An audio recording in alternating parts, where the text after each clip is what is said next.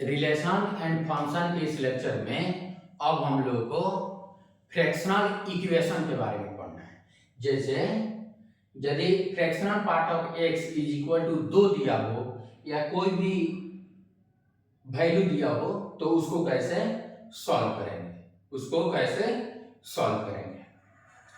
तो उसको सॉल्व करने का वर्किंग रूल भी है। उसके बाद हम पिछले लेक्चर में फ्रैक्शनल पार्ट ऑफ फंक्शन के बारे में जितने भी पढ़े हैं उसको एक समरी के रूप में क्या करेंगे, रिवीजन कर लेंगे।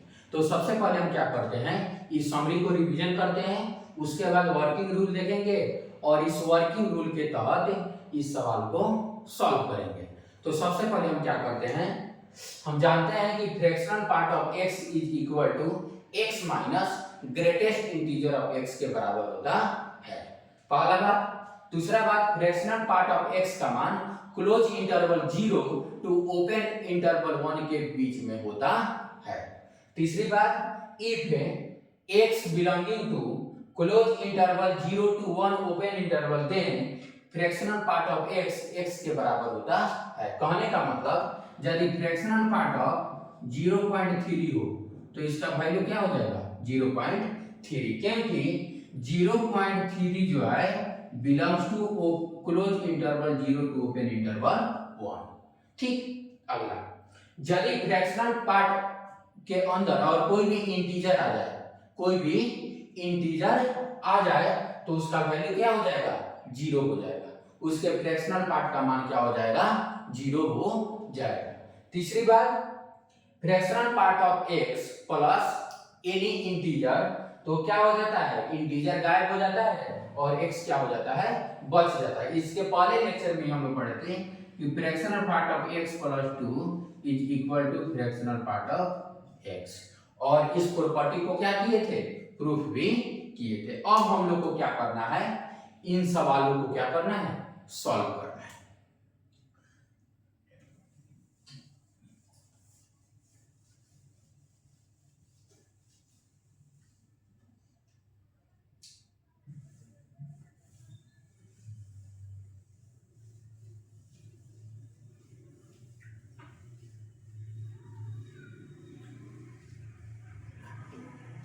तो पहला सवाल क्या है,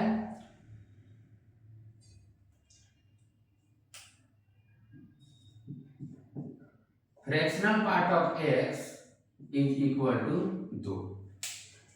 fractional part of x is equal to 2।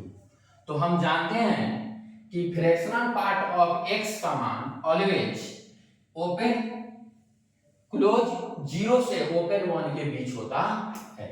हम जानते हैं कि फ्रैक्शनल पार्ट ऑफ x का मान ऑलवेज क्या होता है, क्लोज 0 से ओपन 1 के बीच होता है। लेकिन यहां क्या दिया है, 2 दिया है, इसलिए क्या हो जाएगा, x बिलोंगिंग टू 5, यानी इसका कोई सॉल्यूशन नहीं है। सवाल number B, fractional part of x is equal to 1/2 then value of x का मान क्या होगा।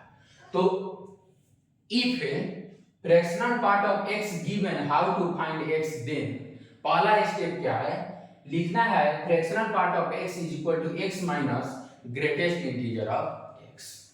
तो इसको कैसे सॉल्व करना है, लिखना है x minus greatest integer of x is equal to 1/2। उसके बाद क्या करना है, x बराबर लिखना है greatest integer of x plus 1/2, greatest integer of x plus 1/2। कोई दिक्कत नहीं है। अब देखिए, हम जानते हैं, अब देखिए x greatest integer of x का वैल्यू हमेशा एक इंटीजर होता है, तो हम क्या करते हैं, n प्लस 1/2 लिख देते हैं, where n belonging to integer.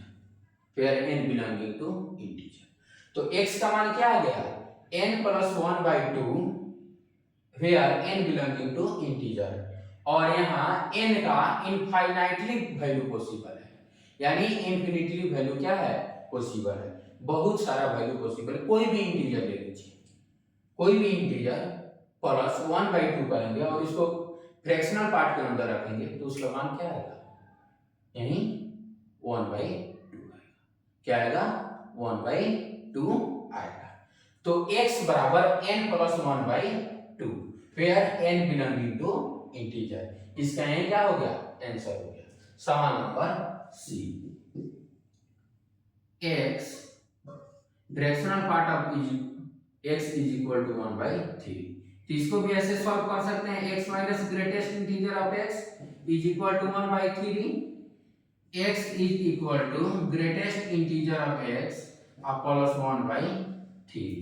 और ग्रेटेस्ट इंटीजर ऑफ x को हम क्या मान लेते हैं, n, क्यों, और n क्या है, हमारा एक इंटीजर है, तो इसका भी वैल्यू क्या हो गया, n प्लस 1/3। सवाल नंबर डी, सवाल number D, greatest integer of x is equal to 0।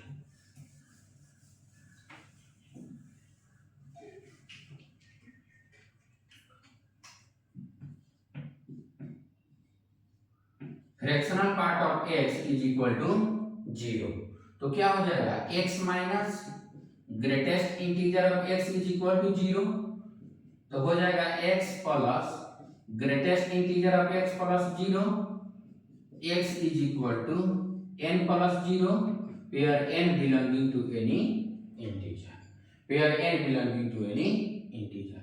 सवाल नंबर ई, तो ई को भी सॉल्व करेंगे तो क्या आएगा, यह भी हो जाएगा x minus greatest integer of x is equal to 90/70, 9/70, तो x बराबर क्या हो जाएगा, greatest integer of x plus 9/70, और हम x को क्या कर दिए, sorry greatest integer of x को n 90/70, 9/70 और n belonging to any integer, n belonging to any integer. तो यह था फ्रैक्शनल इक्वेशन। अगले टर्म पे हम लोग फ्रैक्शनल इनइक्वेशन या इनइक्वालिटी के बारे में क्या करेंगे, चर्चा करेंगे। Thank you for watching this.